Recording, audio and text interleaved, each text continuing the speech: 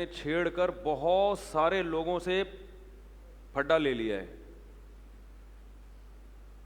کوئی ایک گروہ ہو نا جس سے میرا پھڈا ہو تو چلو آدمی پھر اس سے پھڈا بھی کرے. کوئی بھی خوش نہیں ہے, کوئی بھی خوش نہیں. اللہ کا یہ بڑا فضل ہے کہ جو بڑے علماء حضرات ہیں, سنجیدہ علماء ہیں, ہمارے بزرگ اساتذہ, وہ الحمدللہ خوش ہیں. اللہ کا یہ فضل ہے. لیکن کام تو ہمارا عوام میں ہو رہا ہے نا. کمنٹس دیکھتا ہوں نا لوگوں کے, چند لوگوں کے اچھے کمنٹس بھی ہوتے ہیں, یا وہ جو زیادہ تر بیان سنتے ہیں, باقی کسی ٹاپک کو چھیڑ کے دیکھو جیسے شہد کے چھتے میں ہاتھ دے دیا ہے, ایسے ٹوٹتے ہیں. پریشان اس پر ہوتا ہوں کہ شاید میں نے صحیح نہیں سمجھا پایا. پھر میں اپنا بیان بھی دوبارہ سنتا ہوں کہ یار اس پہ جتنے نیگیٹو کمنٹس آ رہے ہیں تو بیان میں مجھے نہیں لگتا کوئی ایسی دلیل سے ہٹ کے بات کی ہوتی ہے. پھر بھی ہوتا یہ ہے کہ جب بھی آپ کوئی حق بات کرتے ہیں تو کسی نہ کسی کے مفاد پہ زد پڑ رہی ہوتی ہے. حق بات کو تلاش کرنے کی کوشش, کسی میں جذبہ پیدا ہو جائے نا کہ میں سیدھا راستہ واقعی چاہتا ہوں, یہ جذبہ پیدا ہو جانا اللہ کی سب سے بڑی نعمت ہے. ہمارے اندر یہ جذبہ نہیں ہے. ہم پہلے ایک نظریہ بناتے ہیں, پھر ہم یہ چاہتے ہیں کہ یہ جو مولانا صاحب بات کر رہے ہیں نا اسی کے مطابق چلتے رہیں. یعنی پہلے ایک چیز فرض کر لی, اب اس کے مطابق یہ اگر اس سے ہٹیں گے تو یہ غلط ہے. ایسے تھوڑی ہوتا ہے. اپنے آپ کو پہلے یہ فرض کرنا پڑے گا کہ ہمیں کچھ بھی نہیں آتا, ہمیں ہدایت چاہیے کس سے؟ اللہ سے. اور اللہ نے ہدایت کس کے ذریعے دی ہے؟ اس کے رسول کے ذریعے. اگر اسی میں آپ کنفیوز ہیں کہ ہمیں اللہ سے ہدایت چاہیے کہ نہیں چاہیے تو پہلے اس کنفیوژن کو دور کریں. بات آ رہی ہے سمجھ میں؟ پہلے اس کنفیوژن کو دور کریں.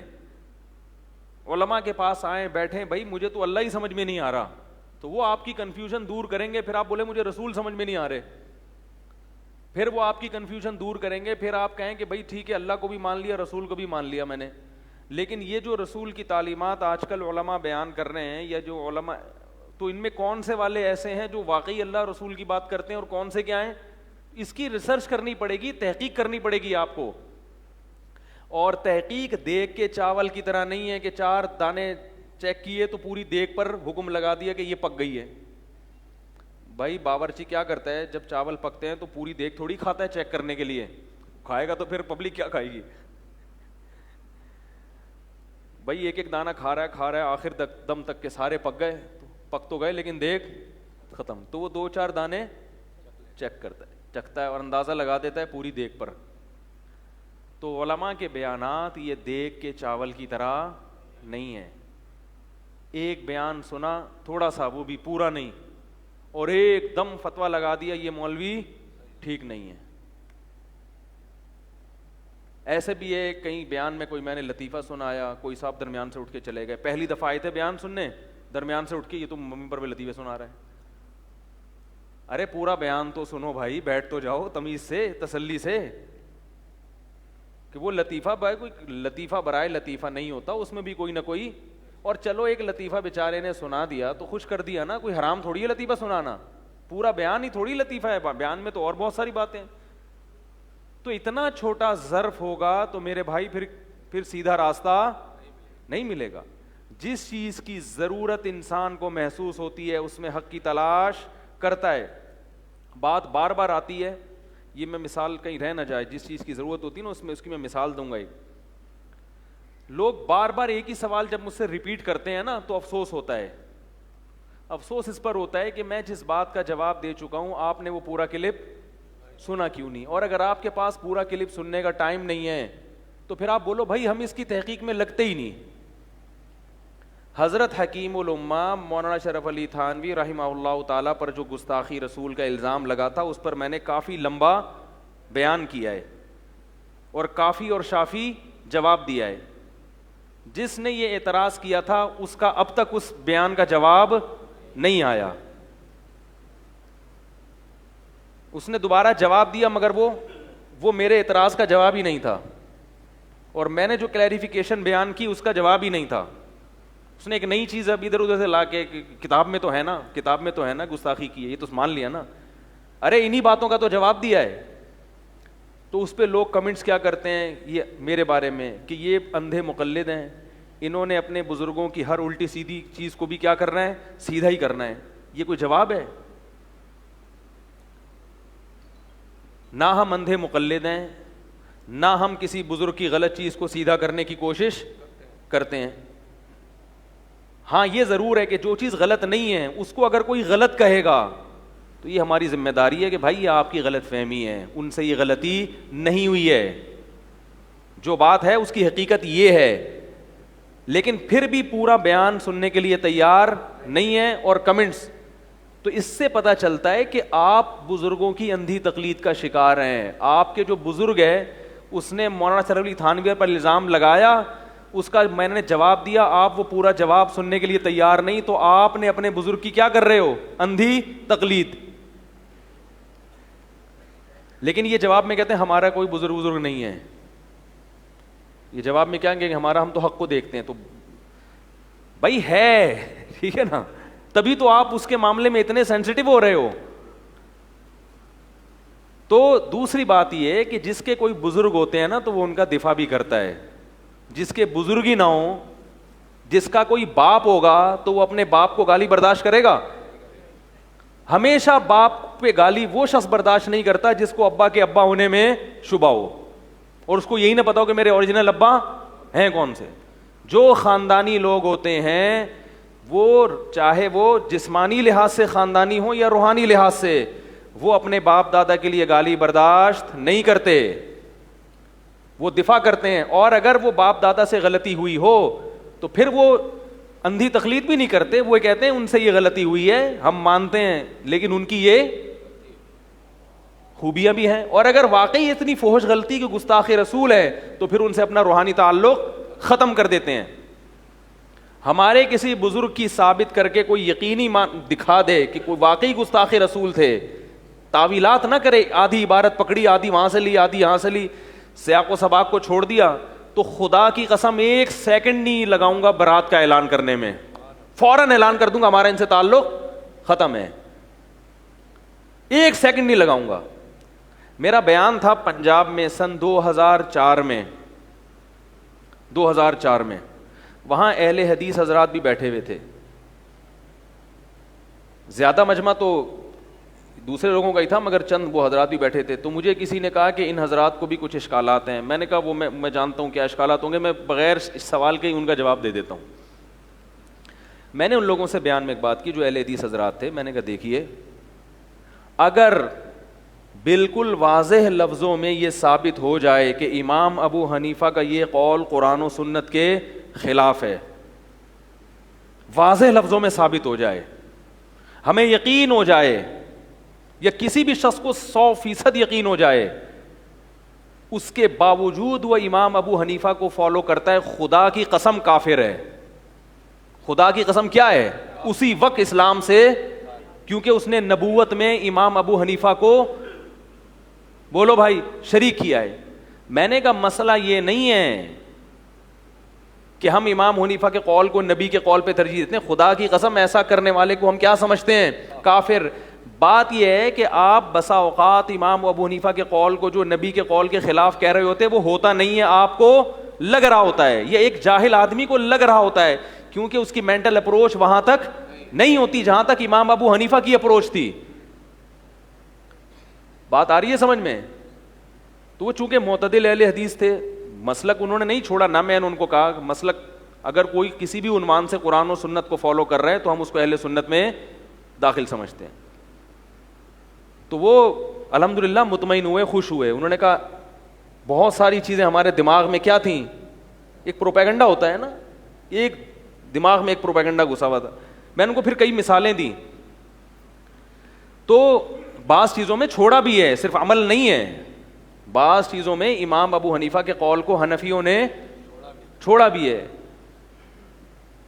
تو وہ میں اس ٹاپک کی طرف نہیں جانا چاہتا, سورہ ملک رہ جائے گی جو اصل میرا موضوع ہے. تو میں یہ عرض کر رہا، ہاں عوام جو فیصلہ کرتی ہے یہ قول اس کے خلاف، یہ قول، یہ نہیں ہوتا. آپ فنٹر بننے کی کوشش، یہ علماء کا کام ہے، محققین کا کام ہے. لکل فن الرجال، ہر فن کے لیے لوگ ہوا کرتے ہیں. یہیں سے ایک اور بات سن لیں، بات سے بات نکلتی ہے. یہ جو حضرت معاویہ رضی اللہ تعالی عنہ پر الزامات لگائے جا رہے ہیں، کبھی مسلم کا حوالہ کبھی بخاری کا حوالہ، لوگ کہہ رہے ہیں یہ تو پورے حدیثوں کے نمبروں کے ساتھ کیا دے رہے ہیں، ثبوت پیش کر رہے ہیں. حضرت مفتی تقی عثمانی صاحب اس وقت اگر میں یوں کہوں کہ پوری دنیا میں چند بڑے بڑے علاموں میں سے ایک ہیں تو یہ میرا دعویٰ غلط کیا ہو گیا بھائی؟ اچھا تو یہ میرا دعویٰ غلط انشاءاللہ نہیں ہوگا.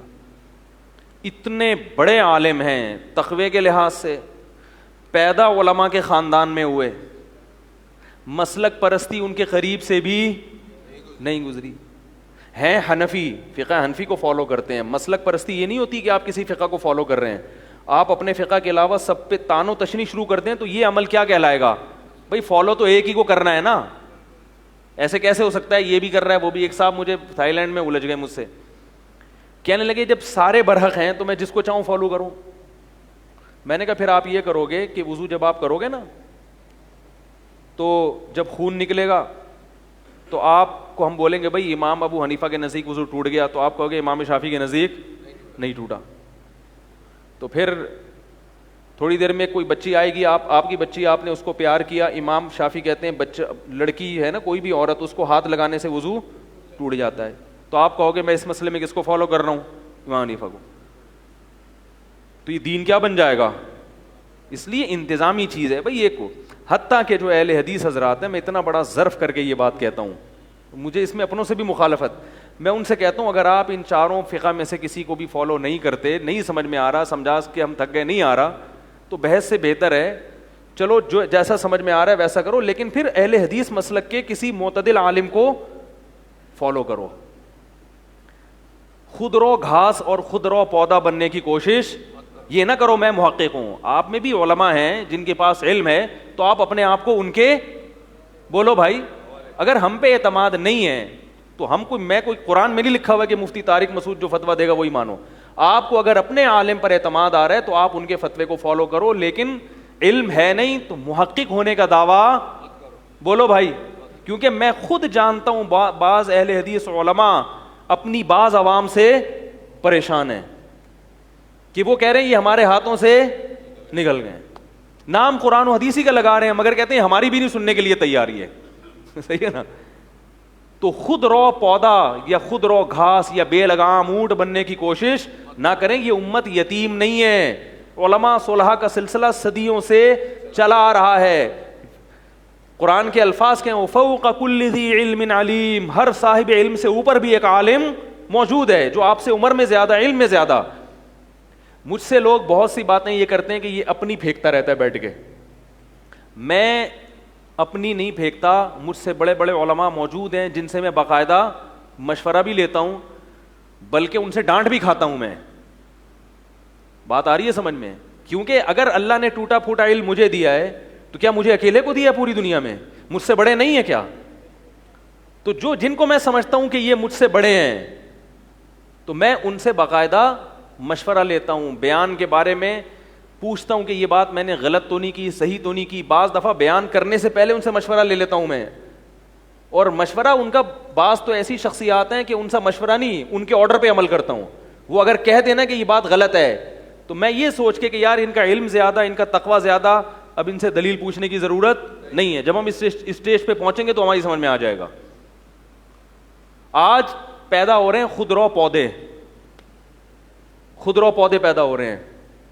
اٹھ گیا کہیں سے بھی پڑھ لیا، کچھ کتابیں رٹ لگا لی، حدیث نمبر یاد کر لیا، بیٹھا ہوا ہے اور پھینکنا شروع. لوگ حدیثوں کے نمبر دیکھ کے متاثر ہوتے ہیں کہ یہ حدیث کے نمبر اور حدیث کا حوالہ، یہ نہیں دیکھتے کہ اس حدیث سے یہ مضمون اخذ ہو بھی رہا ہے کہ نہیں ہو رہا. نمبر 2، اس کے مخالف دوسری روایت بھی موجود ہے یا نہیں ہے، یہ نہیں دیکھتے لوگ. ایک صاحب نے دلیل دی کہ نبی صلی اللہ علیہ وسلم کے پاس ایک صحابی آئے اور عرض کیا میں یہ اعمال کروں گا، اس کے علاوہ کچھ بھی نہیں. تو آپ صلی اللہ علیہ وسلم نے فرمایا جس نے جنتی کو دیکھنا ہو تو اس کو دیکھ لے. تو انہوں نے کہا اس میں تو نہ سنت موقتہ کا ذکر کیا نہ وطر کا ذکر کیا. تو یہ احناف کہتے ہیں وطر کیا ہے؟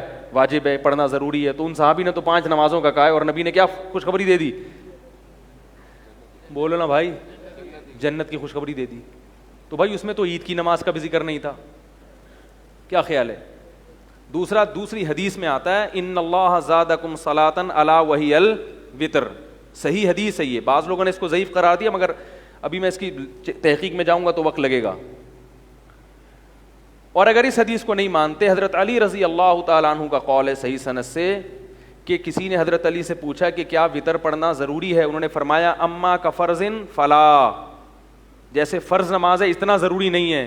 لیکن آگے فرمایا ولیکن سنت نبیکم فلا ینبغی لأحد ان یترکہ، لیکن یہ تمہارے نبی کی سنت ہے لہذا کسی کے لیے جائز نہیں ہے کہ اس کو ترک کر دے.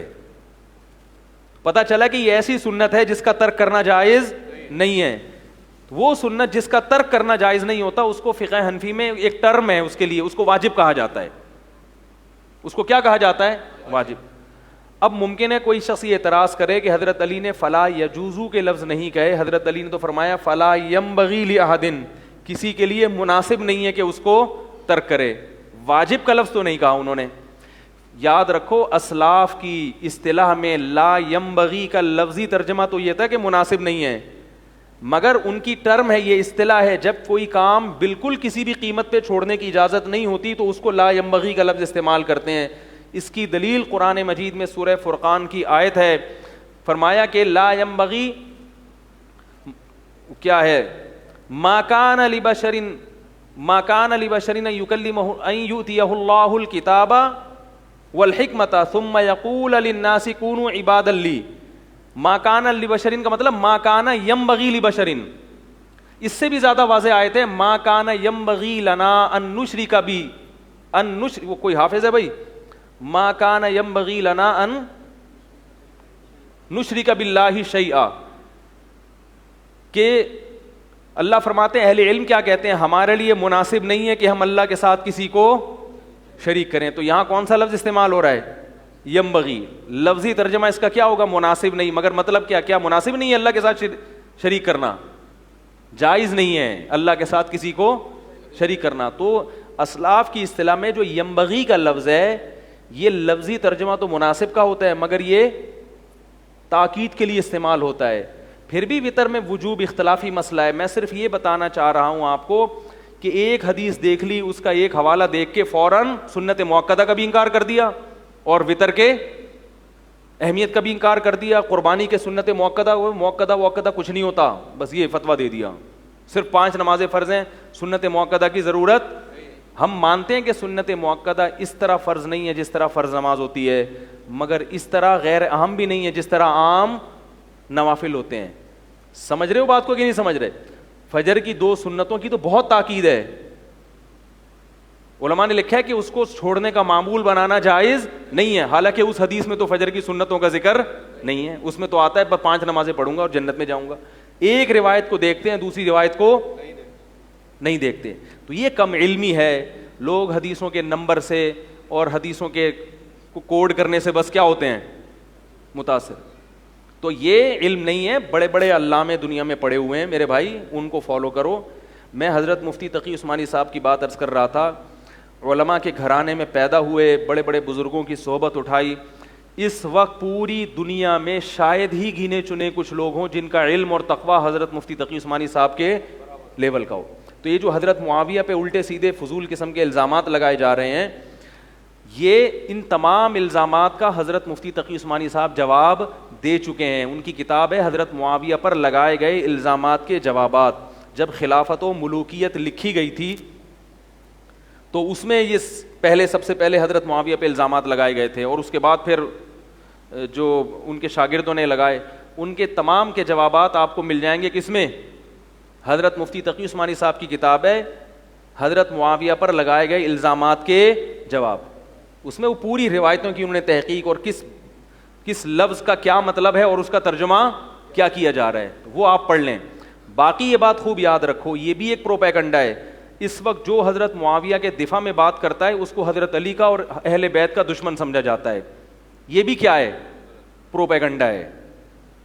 ہماری نظر میں حضرت علی سے اور اہل بیت سے محبت ہمارے ایمان کا جزو ہے. ہم یہ تصور نہیں کر سکتے. خود ہی الزامات لگاؤ اور خود ہی اس کے دلائل اپنی طرف سے گڑ گڑ کے دینا شروع کر دو. تو اہل بیت سے محبت حقیقت میں کرتے ہی اہل سنت والجماعت ہیں. دعوے کرنے سے تھوڑی ہوتا ہے کہ آپ پورے جلسہ نکال دو, ٹھیک ہے نا. محبت اصل کس کو کیسے ہوتی ہے؟ فالو کر کے. کسی نے یہ بھی اشکال کیا ہے کہ حضرت, میں نے کہیں بیان کیا کہ 10 محرم کا دن مبارک ہے, اس میں شادی کرنی چاہیے. کسی نے کہا کہ پھر 22 رجب کو بھی کرنی چاہیے. حضرت معاویہ وہ جو کنڈے کرتے ہیں نا, خوشی مناتے ہیں, تو ہم اس کے خلاف ہیں کہ وہ خوشی منانا جائز نہیں. تو حضرت معاویہ کی موت پہ تو خوشی منانا حرام ہے, اور حضرت حسین کی شہادت پہ خوشی منانا جائز ہو گیا. کہاں کی کدھر لگا رہے ہو؟ 10 محرم کو جو خوشی منائی جاتی ہے وہ اس لیے نہیں کہ حضرت حسین کی شہادت ہوئی ہے, بلکہ وہ عاشورہ کا دن ہے. اگر کوئی حضرت حسین کی شہادت کی وجہ سے اس دن شادی کر رہا ہے اور یہ نیت کر رہا ہے کہ چونکہ وہ شہید ہوئے تھے, دنیا سے گئے تھے, تو میں خوشی مناؤں گا, یہ غلط ہے. ہم نے جو 10 محرم کو خوشی کا دن قرار دیا, خوشی کا نہیں مبارک دن قرار دیا, وہ حضرت حسین کی شہادت سے پہلے سے مبارک دن ہے. تو کوئی مبارک دن کسی کی شہادت کی وجہ سے منحوس نہیں ہوتا. اور 22 رجب کو جو کنڈے کیے جا رہے ہیں وہ باقاعدہ حضرت معاویہ کی وفات کی وجہ سے کیے جا رہے ہیں, اس لیے ہم اس کو غلط کہتے ہیں. اگر کوئی 22 رجب کو شادی بیاہ کرے تو ہمیں کوئی اعتراض نہیں ہے, کیونکہ کوئی نکاح کر رہا ہے وہ اس نیت سے تھوڑی کر رہا ہے, وہ تو اس لیے کر رہا ہے جب پورے سال نکاح جائز ہے تو 22 رجب کو بھی جائز ہے. لیکن کنڈے پکانے کی نیت کیا ہوتی ہے؟ اور اگر کوئی یہ کہتا ہے میری یہ نیت نہیں ہے تو پھر ٹھیک ہے, پھر ہمیں اس کے کنڈے پر اعتراض, ہم ان کنڈوں کا کنڈا نکالیں گے جو حضرت معاویہ کی وفات کی وجہ سے کیا جا رہا ہو.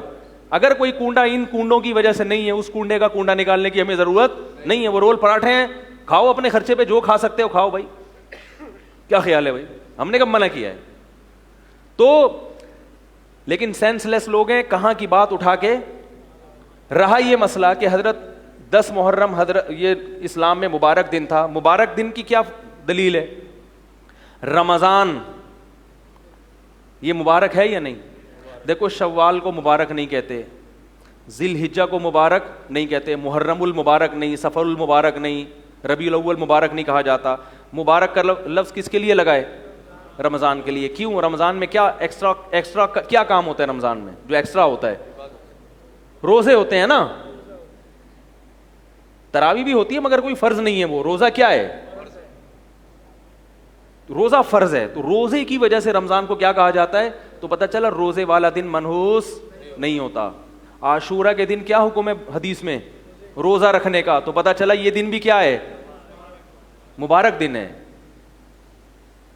سمجھ رہے ہیں؟ اب جو دن مبارک نبی نے قرار دے دیا وہ کسی کی شہادت کی وجہ سے منحوس نہیں بنتا. اس کی دلیل عید الفطر میں اگر حضرت حسین کی شہادت ہوتی بالفرض, شہادت تو کسی بھی دن ہو سکتی ہے, تو کیا ہم عید منانا چھوڑ دیتے؟ بولو نا بھائی, کیا عید الاضحیٰ یا عید الفطر منانا چھوڑ دیتے؟ خوشی منانا چھوڑ دیتے؟ بھائی عید کا دن جب شریعت نے پہلے سے خوشی کا دن رکھ لیا تو اب آپ اس میں کسی بھی وجہ سے اس کو غم کا دن نہیں قرار دے سکتے آپ اس کو. تو عاشورہ کا دن شریعت نے پہلے سے مبارک قرار دے دیا. تبھی بعض روایتوں میں آتا ہے اس دن کھلاؤ, اگرچہ وہ روایتیں ضعیف ہیں لیکن اس میں علماء کا اختلاف ہے, بعض کہتے ہیں حسن ہے, لیکن بہرحال اختلافی مسئلہ ہے. جمہور اسی کے قائل ہیں کہ اس دن کھلانا پلانا, یعنی سحری میں یا افطاری میں دسترخوان وسیع کر دیا جائے, تو وہ بھی اسی بیس پر ہے کہ وہ یہ دن منحوس نہیں ہے. اور جس دن کو مبارک کہہ دیا جائے تو مبارک اپوزٹ ہے کس کی؟ نحوست کی. کالے کی اپوزٹ کیا ہے؟ سفید. تو بالکل الٹ ہے. تو یہ کہتے ہیں نا یہ برکت والا ہے, سعادت برکت قریبی چیزیں ہیں, اس کی الٹ کیا ہوتی ہے؟ نحوست. باقی اہل بیت سے محبت حضرت حسن بھی ہوتے, حضرت حسین بھی ہوتے نا, بلکہ جو حضرت حسین رضی اللہ تعالیٰ عنہ کی آل اولاد ہے جو واقعی قرآن و سنت کو فالو کرتی ہیں, سعودی عرب میں سب سے زیادہ ہیں سید, وہ بھی 10 محرم کے دن کو منحوس, یہ مدعی سست اور گواہ چست. حضرت حسین کی اولادیں نہیں سمجھ رہی, مگر ایک عام آدمی اٹھ کے جس کا حضرت حسین سے وہ رشتہ نہیں ہے جتنا اہل سادات کا ہے, وہ زیادہ جو ہے نا وہ اپنے آپ کو محبت ظاہر کر رہا ہے. تو یہ شیعہ حضرات کا مذہب ہے کہ وہ محرم کو منحوس سمجھتے ہیں. تو میں نے آپ کو بتایا کہ کسی ان کے مذہب کو چھیڑنے کی ضرورت نہیں ہے, نہ ان سے بحث کرنے کی ضرورت ہے. ان سے ہمارا بہت سی چیزوں میں اختلاف ہے, لڑنے کی کسی سے اجازت نہیں ہے, نہ بحث کرنے کی. لیکن آپ کو یہ پتہ ہونا چاہیے کہ ہمارا کیا ہے اور ان کا کیا ہے. یہ دو الگ الگ راہیں ہیں. اختلافات ہونا یہ تو ہمیشہ سے ہیں اور ہمیشہ رہیں گے. یہ شیعہ سے اختلاف آج سے تھوڑی, بہت پہلے سے ہے. تو نہ میرا مقصد اس میں شیعہ لوگوں کی توہین ہے, مسائل اخذ کرنے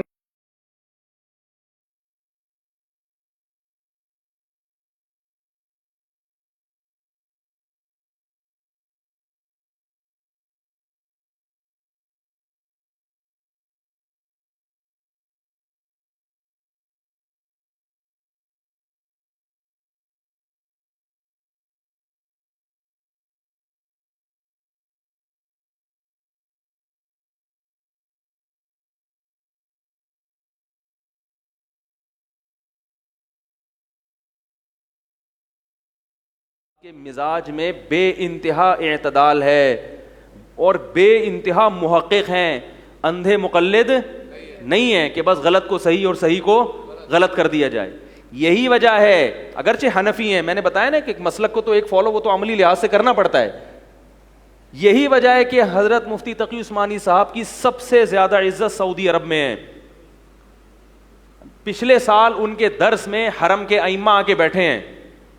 عرب لوگ کسی اجمی کو اتنا لفٹ, بولو بھائی, مسجد نبی کے امام, حرم کے امام, وہ ان سے انتہائی عقیدت اور احترام سے بات کرتے ہیں کیونکہ وہ جانتے ہیں ان کا علمی لیول کیا ہے, بہت اونچا ہے. اور صرف بات نہیں بلکہ ان سے مسائل میں مدد طلب کرتے ہیں کہ آپ کی کیا رائے ہے, آپ کی کیا تحقیق ہے. اور جب یہ جو فقہ یعنی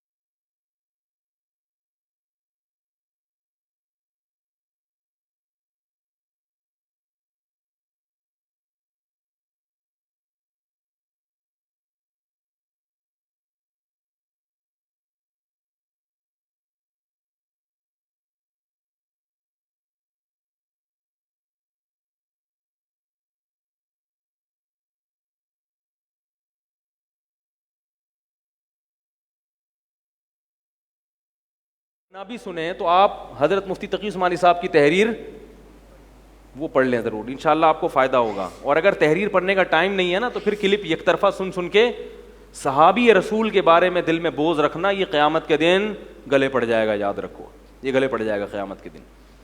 کیونکہ صحابہ کرام کی نیکیاں اتنی ہیں کہ اگر ان سے کوئی خطائیں بھی ہوئی ہیں تو ان کی نیکیاں ان کی خطاؤں پہ حاوی آ گئی ہیں, بھاری ہو گئی ہیں. اللہ کے نبی کی معیت میں جنہوں نے وقت گزارا ہو اور اللہ کے نبی کی میت میں گھوڑے کی پشت پہ بیٹھ کر دشمن سے لڑے ہوں, ان کی گرد و غبار کی کیا قیمت ہے, ان کی جو ناک میں دھول جائے گی اس کی کیا قیمت ہے, وہ تصور نہیں کیا جا سکتا.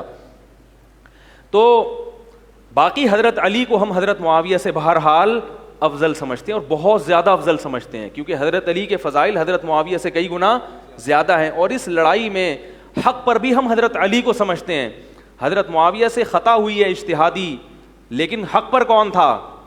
حضرت علی تھے. تبھی ہم حضرت علی کو خلفۂ راشدین میں شامل کرتے ہیں. حضرت علی کے فضائل حضرت معاویہ سے کئی گنا زیادہ ہیں.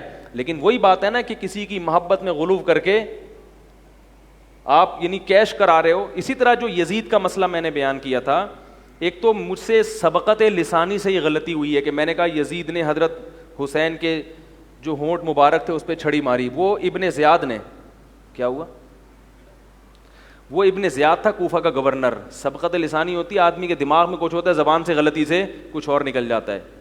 پھر میں نے اس کی وضاحت بھی کی, بھائی وہ یزید نہیں وہ ابن زیاد تھا, لیکن وہ وضاحت مارکیٹ میں چلی نہیں, وہ کیونکہ کلپ چلا گیا, وہ لاکھوں وہ ملین لوگوں نے سن لیا. اب سب کہہ رہے ہیں, ایک طرف کہہ رہے ہیں کہ یزید کو لعنت اللہ علیہ نہ کہو, دوسری طرف کہہ رہے ہیں انہوں نے چھڑی, کیونکہ اگر یزید نے چھڑی ماری ہے یا یزید قتل میں شریک تھا تو پھر وہ بہت بڑا لعنت اللہ علیہ تھا. تو حضرت مفتی تقی عثمانی صاحب کی تحقیق یہ ہے کہ یزید کے بارے میں مستند روایات سے ثابت نہیں ہے کہ وہ حضرت حسین کے قتل میں شریک تھا. اس لیے حضرت نے مفتی تقی عثمانی صاحب نے بہت ہی پیاری بات لکھی ہے, فرمایا کہ یہ تو ثابت نہیں ہے کہ قتل میں شریک تھا, لہذا اس کی وجہ سے بعض لوگوں نے اس کو رحمت اللہ علیہ بنا دیا. کیا بنا دیا؟ لیکن فرمایا کہ اتنا بھی نہیں ہے کہ رحمت اللہ علیہ کہنا شروع کر دو, اس لیے کہ اس کے دور حکومت میں قتل بہرحال ہوا ہے. تو آپ کے دور حکومت میں نبی کے نواسے قتل ہو گئے, تو یہ بھی بہت بڑا جرم ہے. اس لیے انہوں نے اعتدال والی بات کہی کہ اس ہاں یہ پھر ایک بڑا جرم یہ کہ پھر وہ کوفہ کے گورنر کو معزول کیوں نہیں کیا, معزول کیوں نہیں کیا کوفہ کے گورنر کو, یہ بہت بڑا سوال ہوتا ہے. تو اس سوال کی وجہ سے بھی ہم یزید کو اچھا نہیں کہہ نہیں سکتے, ہم اس کو اچھا. پھر سوال پہ لعنت اللہ علیہ کیوں نہیں کہہ رہے؟ بھائی لعنت اللہ کہنے میں احتیاط کر رہے ہیں, احتیاط اس لیے کہ عین ممکن ہے کہ اس کے پاس کوئی عذر ہو کہ میں ابن زیاد کو معزول نہیں کر سکتا. بعض دفعہ گورنر اتنا مضبوط ہوتا ہے کہ آپ نے اس کو معزول کیا تو آپ کے خلاف کیا ہو جاتی ہے, آپ ہم گھر میں نہیں دیکھتے, لوگ میرے پاس کیس آتے ہیں. ایک صاحب نے میرے پاس کیس آئے کہ بیگم کے معاذ اللہ اللہ نہ کہے, بولتے ہوئے بھی ڈر لگتا ہے کسی سے تعلقات ہو گئے. میں نے کہا طلاق دے دو, کہہ رہے نہیں دے سکتا میں, سالے پکڑ کے کوٹ دیں گے مجھے. ٹھیک ہے نا. تو جب ایک چھوٹے سے گھر میں انسان معذور ہو سکتا ہے تو حکومت بھی بہت سی چیزوں میں معذور ہو سکتی ہے. لیکن پھر بھی یہ ایسے دلائل نہیں ہے کہ ہم اس سے یزید کی تعریفیں شروع کر دیں. تو اس لیے اعتدال والی بات کیا ہے؟ توقف. یوں بولو بھائی اللہ تعالیٰ حضرت حسین کے قاتلوں پر 100 مرتبہ لعنت فرمائے, نام لینے کی ضرورت نہیں ہے, کیونکہ تاریخ میں بہت کچھ الٹا پلٹا کر کے مسخ کر کے پیش کیا گیا ہے. اور اگر کسی عالم کی تحقیق ہے کہ یزید کو لعنت اللہ علیہ کہا جائے تو وہ اگر اپنی تحقیق پہ مطمئن ہے تو ان کو کہنے دو, ان کو بھی ملامت کرنے کی ضرورت نہیں ہے. شیعہ حضرات کی اگر واقعی یہ تحقیق ہے, اپنے ذاکروں سے سن کے نہیں, ذاکروں نے تو نیپال میں مردوں کو زندہ کیا ہے, آج کل بھی نئی رپورٹ آئی ہے. کچھ شیعہ میں سمجھدار بھی ہوتے ہیں الحمدللہ, انہوں نے خود کمنٹ کیے کہ یہ ذاکر کیا ہیں, یہ ہمارے مذہب کو کیا کر رہے ہیں, بدنام کر رہے ہیں. تو میں نے کہا چلو ان کو اتنا تو احساس ہوا کہ کن لوگوں کو لا کے تم نے بٹھایا ہوا یہاں پہ. نیپال میں مردے زندہ ہو رہے ہیں, حضرت عباس آ کے مردوں کو زندہ کر رہے ہیں, صبح ماتم ہوا, پتہ نہیں کیا کیا. اتنے تو ہمارے والے جو ہیں وہ ایک حضرت جی وہ بھی نہیں پھینکتے.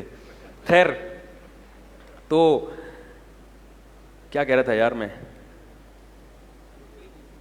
ہاں تو اگر کسی شیعہ محقق کی تحقیق ہو, واقعی محقق ہو کہ تحقیق ہو کہ واقعی یزید اس میں, تو اپنی تحقیق اگر اس کی ہے وہ اس بیس پر یزید پر لعنت کرتا ہے تو ہمیں اس پر بھی کوئی اشکال نہیں ہے. ہم تو لوگوں کو اپنا موقف بتا رہے ہیں کہ بھائی ہمارے سامنے چونکہ ثابت نہیں ہوا اس لیے ہم احتیاط کر رہے ہیں. اچھا تو بالکل نہیں کہیں گے, ٹھیک ہے نا, اتنا, کیونکہ اگر بالفرض شریک ہوا اور قیامت میں اللہ نے پوچھ لیا کہ تم نے اس کو رحمت اللہ علیہ کیوں کہا, اس کا جواب دو, تو ہمارے پاس کوئی جواب نہیں ہوگا, پکڑے جائیں گے ہم. کیونکہ حضرت حسین جو نبی کے نواسے ہیں ان کا معاملہ معمولی درجے کا نہیں ہے, بڑا نازک مسئلہ ہی ہے. تو اگر کسی کی تحقیق ہے تو اس بیس پہ کہتا ہے تو ہمیں اس پہ کوئی اعتراض نہیں ہے, لیکن اپنا موقف تو انسان بیان کر سکتا ہے نا کہ بھئی ہمارے سامنے ابھی تک دلائل سے واضح جتنی بھی روایتیں اگر آپ اٹھائیں گے اس میں لنگڑے لولے راوی بہت نظر آئیں گے اس میں. تو اس لیے حضرت مفتی تقی عثمانی صاحب کی بات میری رائے میں سب سے زیادہ معتدل ہے, جیسے کہ وہ ہمیشہ معتدل بات ہی کرتے ہیں.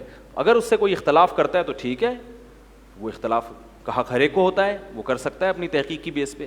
لیکن میں آپ کو کہہ رہا ہوں تحقیق تو کرو, ذاکروں کی تقریریں تحقیق بولو نا نہیں ہوتی. وہ تو مجمع کو رلانا ہے, رویا کیوں نہیں, اٹھا کے جوتا ماریں گے, رونا اتنی میں آئے تو رلانے کے لیے. وہ نیپال سے مردوں کو بھی زندہ کریں گے اور پتہ نہیں کیا کیا کریں گے وہ. تو یہ تھی بات. تو میں حضرت مفتی تقی عثمانی صاحب کے آپ کو بتا رہا تھا کہ میرے بھائی ان کے اصلاحی مواعظ بھی پڑھا کریں, سمجھ رہے ہو, حضرت کے اصلاحی مواعظ ملتے ہیں, وہ پڑھ لیں, گھر میں اصلاح انشاءاللہ اصلاح ہوگی, گھروں میں پڑھنے کا معمول بنائیں, گھروں کا ماحول اچھا ہوگا. میرے والد صاحب حضرت مفتی تقی عثمانی صاحب کے ایسے عاشق تھے, فرماتے تھے جب میں ان کی کتابیں پڑھتا ہوں تو ایسے لگتا ہے حضرت میرے سامنے بیٹھے ہیں اور ان کے منہ سے پھول گر رہے ہیں. اور میں نے بھی براہ راست حضرت کے بیانات سنے, واقعی ان کے بیان میں ایسا لگتا ہے منہ سے کیا نکل رہے ہیں, پھول.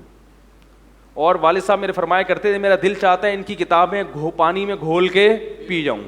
اتنی پیاری اچھی اصلاحی کتابیں جو ہیں, علمی کتابیں تو ظاہر ہے وہ تو علماء کے لیول کی ہوتی ہیں, فرماتے ہیں ایسی اچھی لگتی ہیں, نہیں معاشرے کی اصلاح ہے, اس میں طنز نہیں ہے.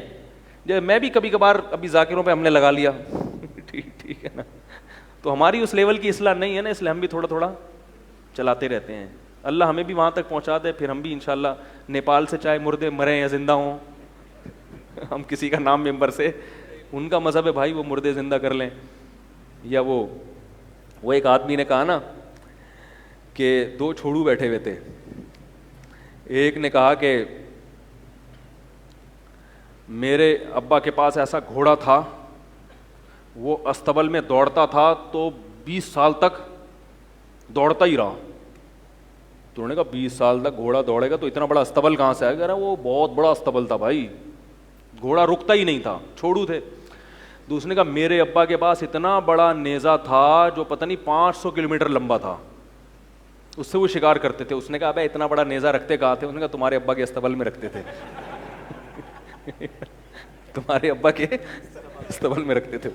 تمہارے ابا کا استبل اتنا بڑا ہو سکتا ہے تو ہمارے ابا کا نیزا بھی.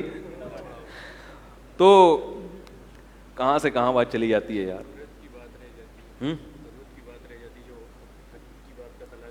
کیا ہاں, تو میں یس کر رہا تھا میرے کیا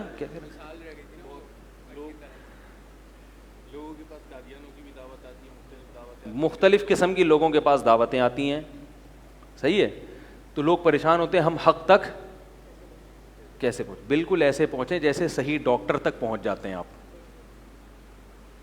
2 نمبر حکیم بھی ہے نا مارکیٹ میں, کیا خیال ہے؟ 1 نمبر بھی ہیں, 2 نمبر بھی, ڈاکٹروں میں 1 نمبر بھی ہیں اور 2 نمبر بھی. تو وہاں کیسے پہنچ جاتے ہیں؟ آپ اپنی پوری کوشش کرتے ہیں بھائی کس سے علاج کرانا ہے, اور یہ اپنے شعبے میں ماہر ہے. یا سب سے پہلے بات, جس کے پاس ڈگری نہیں ہوگی اس کے پاس تو کبھی بھی نہیں جاؤ گے تو پرلے درجے کے احمق ہو, چاہے وہ کتنا بڑا فنڈر ہو. ایک حکیم آیا جامعۃ الرشید میں, کئی سال پرانی بات ہے, وہ چھوڑنا شروع کر دی اس نے لمبی میں یہ اس نے کہا میں نے ایک ایسی نس ایجاد کی ہے سینے کے اندر, یعنی ایک سینے کے اندر ایک ایسی نالی ایجاد کی ہے جس کا ابھی تک ڈاکٹروں کو بھی پتا. میں نے کہا یہ بہت بڑا چھوڑو ہے, اس کو پتہ نہیں میڈیکل سائنس کہاں سے, یہ ہم کو بیوقوف سمجھ رہا ہے. وہ پورا چیر پھاڑ کے میرے بھائی ایک ایک رگ چیک کر لی, اور انہوں نے ابھی ایک نئی نس ایجاد کر لی ہے. تو جیسے میڈیکل سائنس میں پوری ڈاکٹروں کی ایک جماعت ہے, ایک پینل ہے, ایک نیا آدمی اٹھ کے تمام ڈاکٹروں کے خلاف ایک نئی تحقیق مارکیٹ میں لائے گا تو آپ بولو گے بھائی تجھے کتابوں کے حوالے اللہ کا واسطہ نہ دے, یہ تیری کتابیں تیرے حوالے اپنے پاس رکھ. یا تو یہ حوالے غلط ہیں یا ان حوالوں کا وہ مطلب نہیں ہے جو تو بیان کر رہا ہے. ایسے ہی علم دین میں پورا ایک علماء کا سیٹ اپ صدیوں سے چلا آ رہا ہے. اگر اس میں 2 نمبر ہیں تو 1 نمبر بھی اس میں موجود ہیں. پورا ایک سلسلہ چلا آ رہا ہے. اور یہ بھی بات یاد رکھو کہ خود رو پودوں کے قریب مت پھٹکو, کوئی بیک اپ ہونا چاہیے. جیسے رشتہ جب کرتے ہو, لڑکا اٹھ کے آئے آپ کی بیٹی کا رشتہ مانگنے, تو فیملی بیک اپ دیکھتے ہو کہ نہیں؟ وہ کہ میں بہت نیک ہوں, میں نمازی پڑھتا ہوں, زکات میں. کہ ابا کون ہے؟ ابا کا تو مجھے پتا نہیں بھائی, مر گئے ہوں گے, نہیں مرے ورے نہیں, مجھے نہیں پتا کون ہے بھائی. قبر دکھا دو ابا کی, بھائی ابا کا کنفرم نہیں ہے, لیکن مجھے دیکھو میرے ابا پہ کیوں جا رہے ہو, مجھے دیکھو کہ میں کیا ہوں, کتنا نیک ہوں. آپ بولے کہ تیرے باپ ہی کا نہیں پتا تو ہم تجھ پہ کیسے اعتماد کریں؟ کسی بھی عالم کو پہچاننے کے لیے سب سے پہلے دیکھا جاتا ہے یہ اس کا سلسلہ کیا ہے, کون سے بزرگ ہیں جن کا اس کے اوپر ہاتھ ہے, جنہوں نے اس پر اعتماد کیا ہے, جنہوں نے اس کو ممبر پہ بیٹھنے کی اجازت دی ہے, جو اس کی غلطیوں پہ اس کو تنبیہ کر سکتے ہیں. اب مجھے کوئی صاحب کہتے ہیں حضرت مولانا طارق صاحب نے یہ کام کیا, آپ ان کو بتائیں. جو بعض لوگوں کی نظر میں وہ صحیح نہیں ہوتا, میں کہتا ہوں میں ان کا باپ بولو بھائی نہیں. اگر بالفرض, اول تو بہت سی غلطیاں ہوتی نہیں, لوگ اس کو غلط سمجھ, اگر بالفرض کوئی غلطی ہوئی ہے تو یہ کام کس کا ہے؟ ان کے ابا ان کو بتائیں گے. سمجھ میں آ رہی ہے بات؟ اور بتاتے ہیں لوگ جو بھی بڑے ہوتے ہیں, میں نے بتایا نا ہر ذی علم سے اوپر کیا ہوتا ہے, اور اگر نہیں بتا رہے تو ان کی کیا ہے؟ غلطی ہے. تو حضرت مولانا طارق علم صاحب کو بھی ان کے بڑے علماء ان کو گائیڈ کرتے رہتے ہیں, وہ تبلیغی بزرگوں سے پوچھتے ہیں, اکابر سے رابطہ کرتے ہیں, ان کی بھی پھر بھی انسان ہے, غلطی ہر ایک سے ہوتی ہے. اور ہمارا گھیرا تو بہت ہی تنگ ہے, ہمارے پیچھے تو ایک بہت بڑا ادارہ ہے, ہم تو ڈانٹ کھاتے ہیں خوشی سے. میں ایک جگہ بیان کر کے آیا 6 سال پہلے, ڈیفینس میں بیان تھا, ختم قرآن کے موقع پر 6-7 سال ہو گئے, او بڑا زبردست, لوگ بھی بڑا خوش, مجمع ٹوٹ گیا, مل رہا ہے, گلے مل رہا ہے, اور لوگوں کیا پتہ پھینکے آئے انہوں نے یہاں بڑا خوش. ہمارے استاذ جو تھے انہوں نے میرا بیان سنا, انہوں نے مجھے بتایا کہ یار بالکل صحیح نہیں کیا آپ نے, یہ باتیں آپ نے بالکل غلط کی ہیں. ہمارا اتنا سا منہ ہو گیا. اس وقت ان کی وہ بات سمجھ میں نہیں آئی, لیکن بعد میں واقعی سمجھ میں آئی کہ انہوں نے کہا کہ آپ غلط ٹریک پہ ڈال رہے ہو لوگوں کو. ان کا تجربہ زیادہ, ان کا علم زیادہ, پبلک تو خوش ہو گئی. پبلک کو گرم کرنا, پبلک کو نعرے لگوانا, یہ کوئی مشکل کام نہیں ہے. جتنی الٹی باتیں کرو گے پبلک اتنا ہی زیادہ خوش ہوگی. تو انہوں نے کہا یہ آپ مجھے سمجھایا انہوں نے بٹھا کے, تو الحمدللہ میں نے کہا ٹھیک ہے, میں آئندہ یہ بات نہیں کروں گا, اور مجھے پتہ بھی چلا کہ بھائی صحیح کہہ رہے ہیں. تو یہ اندھی تقلید نہیں ہے, یہ جو بھی خاندانی ہوتا ہے نا, اس کا کوئی نہ کوئی ابا, اس کو اندھی تقلید نہیں کہتے. اندھی تقلید وہ ہوتی ہے کہ آپ نے اپنی لگام جس کے ہاتھ میں دی ہے وہ خود قابل اعتماد ہے ہی نہیں. جیسے جاہل پیر ہوتے ہیں جو خود قرآن و سنت کو فالو نہیں کر رہا, آپ نے اس کو فالو کرنا شروع کر دیا. پہلے یہ تو ثابت ہو کہ یہ خود قرآن و سنت کا عاشق ہے. تو ہمارا جن بزرگوں سے تعلق ہے, ہم نے زندگیاں ان کے ساتھ گزار کے پہلے یہ آبزرو کیا ہے کہ یہ خود بھی قرآن و سنت کو فالو کرتے ہیں کہ نہیں کرتے. پھر ہم نے ان سے اپنی لگام ان کے ہاتھ میں دی ہے. بھائی پہلے اطمینان ہوا کہ یہ ہمارے خیرخواہ بھی ہیں, امت کے خیرخواہ بھی ہیں, اندھے مقلد بھی نہیں ہیں, ان کو حق بات ملتی ہے تو یہ اپنے بزرگوں سے اختلاف کرتے ہیں احترام کے ساتھ. پوری اطمینان کے بعد انسان پھر کسی پر اعتماد کرتا ہے. اندھی تقلید یہ ہوتی ہے کہ جو ملے وہ پھونکے لگائیں, جن چڑیل بھوت بھگا لیے, یا شکل اچھی ہے اس کی, تو بس جو پھر حضرت نے پھینکنا شروع کی اور آپ نے لپیٹنا شروع کر دی. ٹھیک ہے نا, ایسا نہیں ہوتا. تو کسی کو شیخ بنانے سے پہلے اس کو بھی آزمایا جاتا ہے. اور میں تو اس میں اور احتیاط کرتا ہوں کہ اس زمانے میں تصوف میں کسی کو شیخ بنانے سے پہلے یہ ضروری ہے, اتنا کافی نہیں ہے کہ اس کو کسی بزرگ سے خلافت ملی ہو. نا نا نا نا, آج کل خلافتیں ملنا بہت آسان, کسی کو بھی نائب بنا دیا جاتا ہے اپنا. آپ بھی اس کے ساتھ رہو, اس کی صحبت میں بیٹھو, اس کے بعد آپ اندازہ لگاؤ کہ واقعی یہ صحیح بات کر رہے ہیں کہ نہیں کر رہے, صحیح عمل ان کی زندگی میں ہے یا نہیں ہے. دنیا کے ایسا تو نہیں کہ یہ لالچی لوگ ہوں, کیونکہ انسان سے غلطی ہو سکتی ہے. تو بعض دفعہ ہمارے بزرگ سے غلطی ہو جاتی ہے خلافت دینے میں, ایسے کے بہت سارے واقعات ہیں.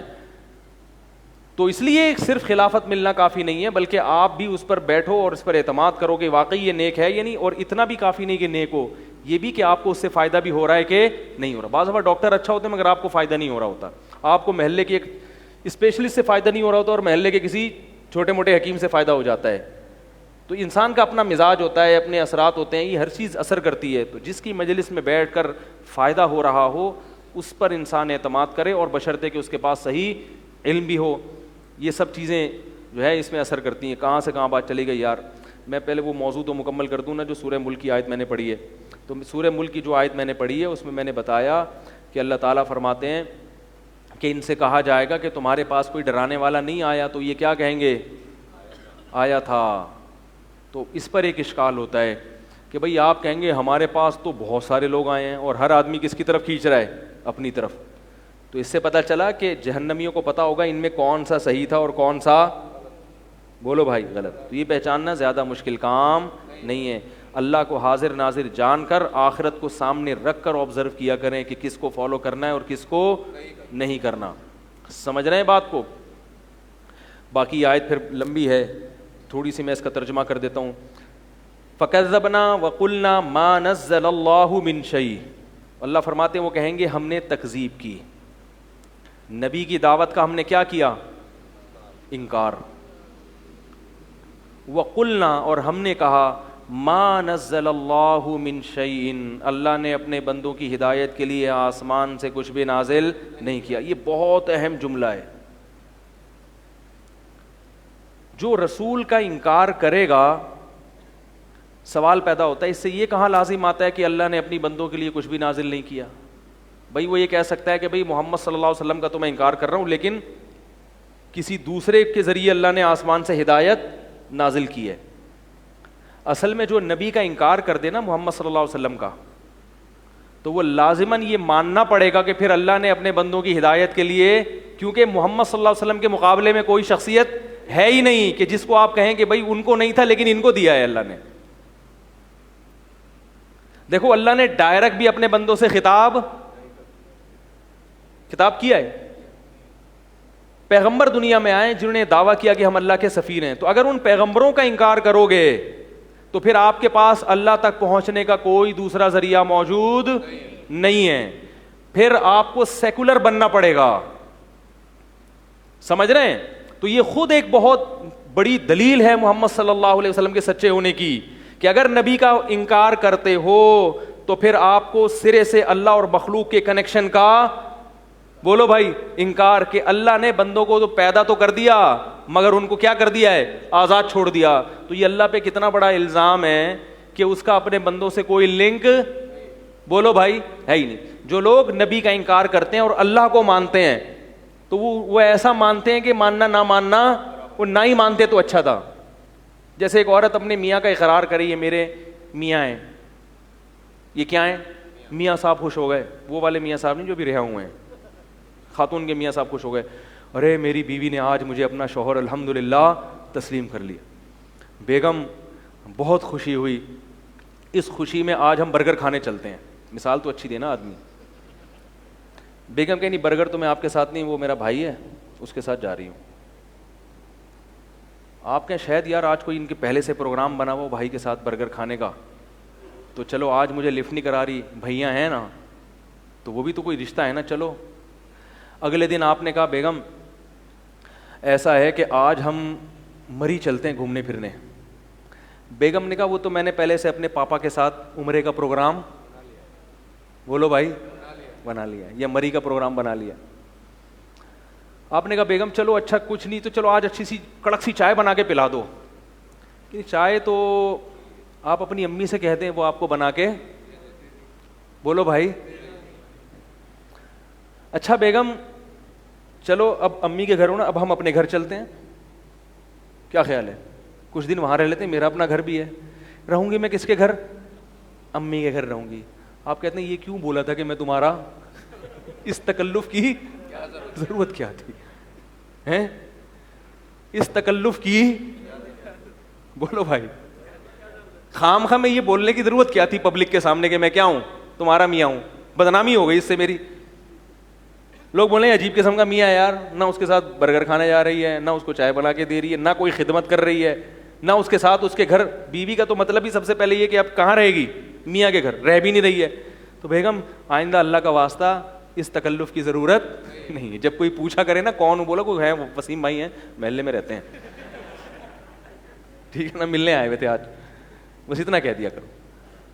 تو یہ عجیب بات ہے کہ لوگ خدا کو, جو خدا کو مانتے ہیں ان کی بات کر رہا ہوں, گاڈ ہے گاڈ ہے گاڈ ہے, تو بھائی اس کا بندوں سے رابطہ کیا ہے, ہیں اس کی صفات کیا ہیں, وہ تو قرآن نے بیان کی ہیں, قرآن کے علاوہ کوئی کتاب بیان نہیں کرتی. تو کیا ہمیں نہیں پتا اس کی کیا صفات ہیں؟ بھائی ہمیں اس سے محبت کرنی چاہیے, نہیں ہمیں نہیں پتا. بھائی وہ اس کے کوئی قانون ہے, وہ کن چیزوں سے خوش ہوتا ہے, کن چیزوں سے ناراض ہوتا ہے, بھائی ہمیں نہیں پتا کن چیزوں سے, کیونکہ محمد صلی اللہ علیہ وسلم کو تو مانتے ہی نہیں, اور نبی کے علاوہ کسی اور کے پاس کچھ ہے ہی نہیں بتانے کے لیے کہ اللہ کی کیا تعلیمات ہیں. عیسائی اور یہودیوں کی ہیں, وہ تو ایسی ہیں کہ وہ آپ نہ ہی پڑھو تو اچھا ہے. وہ تو اتنی تحریف شدہ ہیں کہ آدمی کہتا ہے یہ اللہ کی باتیں ہو ہی نہیں سکتی, اتنی تحریف شدہ ہیں.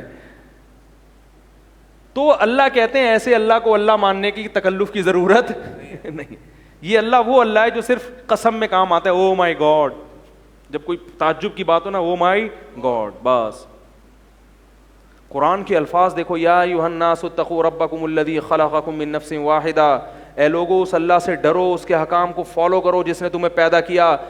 کیا واتقوا اللہ الذی تساءلون بہ والارحام, اس اللہ سے ڈرو جس کا تم ایک دوسرے کو واسطہ دیتے ہو. واسطہ میں گورے بھی کہتے ہیں فار گاڈ سیک, کہتے ہیں کہ نہیں کہتے؟ اللہ کہتے ہیں جب اپنے پیسے کسی سے لینے ہو تو کہتے ہیں اللہ کا واسطہ. انگریز بھی وہاں اللہ کا واسطہ دیتا ہے, کہتے ہیں اس وقت تمہیں اللہ یاد آتا ہے کہ بھئی اللہ کا واسطہ دے کے اس سے اپنا حق لو. تساءلون بہ, جس کے ذریعے تم ایک دوسرے کو واسطے دیتے ہو اللہ کا خوف کر. کہتے ہیں نا ابے کچھ اللہ کا خوف کر میرے پیسے نکال دے, بس اتنا اللہ کا واسطہ. اللہ فرماتے ہیں جس کا واسطہ دے کے دوسروں کو دباؤ میں لاتے ہو, اس اللہ کے کچھ احکام ہیں جن کو تمہیں فالو کرنا پڑے گا. اس اللہ سے تم تعلق ایسا ختم کر کے بیٹھ گئے کہ اپنے مطلب کی چیزوں میں اللہ اور باقی چیزوں میں اللہ نہیں ہے. یہ والا اللہ کہتے ہیں مجھے ضرورت نہیں ہے یہ والا اللہ ماننے کی. تو غیر مسلم اللہ کو اللہ اس معنی میں مانتا ہے, چاہے وہ بھگوان کے نام سے یا گاڈ کے نام سے, جو بھی خدا کو مانتا ہے نا وہ خدا کو تو مانتا ہے مگر خدا کے کسی حکم کو حکم ہی نہیں مانتا کہ یہ اللہ کا ہے. آگے اس کو فالو کرنا تو دوسری بات ہے. مسلمان کم از کم یہ مانتا ہے کہ اللہ کا حکم ہے, فالو نہیں کرتا تو ندامت ہوتی ہے کہ میں غلط کر رہا ہوں. یہ بہت بڑی اللہ کی نعمت ہے. تو جیسے گورے فار گاڈ سیک میں اللہ یاد آتا ہے, ایسے ہی آج مسلمان کو اپنے مطلب کی باتوں میں شریعت, بہت خطرناک ٹاپک چھیڑ دوں, شادیوں والا نہیں چھیڑ رہا, اس کے علاوہ کوئی اور, اپنے مطلب کی باتوں میں اللہ.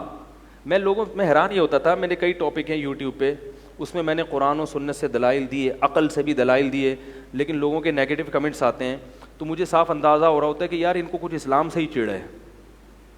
ان کو کس سے چڑ ہے؟ کیونکہ ابھی اسلام کا یہ حکم بیان کرنے پر ان کے مفاد پہ زد پڑ رہی ہے. شوہر کے حقوق پر بیان کرو نا, خواتین کے نیگیٹو کمنٹس, بیوی کے حقوق پر بیان کرو تو آدمیوں کے نیگیٹو. ابے تم کسی کے تم یہ تو مانتے ہو کہ اس کا مجھ پر کیا حق ہے, میرا اس پر کیا ہے, یہ کوئی سننے کے لیے کم وقت تیار ہی نہیں ہے. اولاد کے حقوق, والدین کے حقوق پر بیان کرو, والدین بڑے خوش, اور یہ بیان کر دو کہ والدین کے حقوق کی لمٹ یہاں تک ہے. اس سے آگے اولاد کیا ہے؟ آزاد. اس چیز میں اولاد پہ جبر نہیں.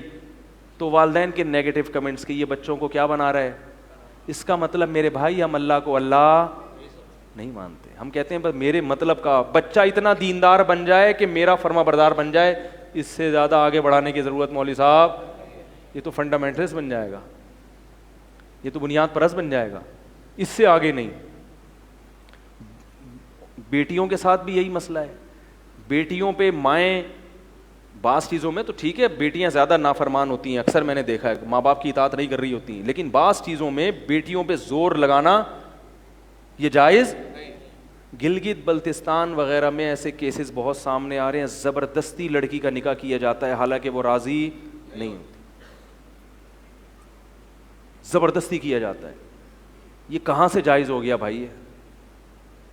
ماں باپ کو اتنا اختیار تو اللہ نے نہیں دیا کہ گن پوائنٹ پہ بیٹی کی شادی کرا دو, یہ تو اختیار اللہ نے نہیں دیا. ہم یہ نہیں کہہ رہے کہ بیٹیاں اپنی مرضی سے گھروں سے بھاگ بھاگ کے شادی کریں, یہ بھی غلط ہے, لیکن اتنا کہ آپ نے ایسے کیسز سامنے آ رہے ہیں. گلگت بلتستان, سب گلگت والے, وہ بھی سب کی بات نہیں کر رہا, کوئی خاص علاقے ہوں گے گلگت کے بھی لوگ سنتے ہیں, وہ کہتے ہیں ہمارے گاؤں میں تو نہیں ہو رہا. بھائی سارا تمہارا ہی گاؤں پورا گلگت تھوڑی ہے, ٹھیک ہے نا. ایسے کیسز آ رہے ہیں, 18 سال کی لڑکیوں کو زبردستی کسی بڈھے کے حوالے کر دیا پیسے کی لالچ میں. تو میرے بھائی یہ ظلم ہے, یہ حرام ہے. کل قیامت کے دن اس کا جواب, وہ کہتے ہیں ہم نے بیٹی کے مفاد میں کیا ہے. بیٹی کے مفاد ہو یا نہیں ہو, زبردستی جتنا بھی اچھا رشتہ ہو آپ اس کی گن پوائنٹ پہ شادی نہیں کر سکتے. گن پوائنٹ کا مطلب یہ نہیں کہ بندوق لے کے چڑھا ہوا ہوتا ہے, وہ جس طرح سے اس پہ دباؤ ڈالا جاتا ہے وہ بھی گن پوائنٹ ہی ہے. تو ہر چیز کی ایک حدود ہیں. لیکن میں جب کمنٹس دیکھتا ہوں نا, جس کے مفاد پہ زد پڑ رہی ہے نا, وہ پوری کلاشن کوفوں کے برس لے کے دھاڑ دھاڑ ٹھیوں ٹھیوں فائر ہو رہے ہیں پورے, اور ہم اپنے خلاف گالیاں سن رہے ہوتے ہیں, یہ ایسے ہیں, یہ بکاوا ہے, یہ فلانا ہے, ڈمکانا ہے. ایک میرا بیان تھا, وہ کسی نے کمبخت نے نام ایسا دے دیا, خواتین جلدی بوڑھی کیوں ہو جاتی ہیں. یہ یوٹیوب کے کلپ والے نام خود ہی دیتے ہیں. یہ الٹے الٹے نام دیتے ہیں تاکہ جلدی عورتیں زیادہ زیادہ سنیں. اب خواتین نے اس پہ سرچ کیا جا کے, اس میں ہمیں جوان رہنے کا نسخہ بتایا ہوگا مفتی صاحب نے, ٹھیک. اس میں نے یہ بات کہہ دی, وہ ایک چینلز پہ تقریباً 1.5 ملین سے زیادہ لوگوں نے سنا ہے وہ, اور اس پہ ماشاء اللہ جو مجھے گالیاں ملی ہیں وہ بھی تقریباً 1.5 ملین کے قریب ہی ہوں گی, تھوڑا کم کر لیں آپ. میں نے اپنی گالیاں سن کے یہ ایسا ہے, یہ بکا ہوا ہے, یہ یوں ہے, یہ ایسے سن کے نا میں نے کہا 143 جب ہوئی نا تو میں نے کہا یار بہت ہو گئی طارق صاحب, کافی سو جاؤ آرام سے.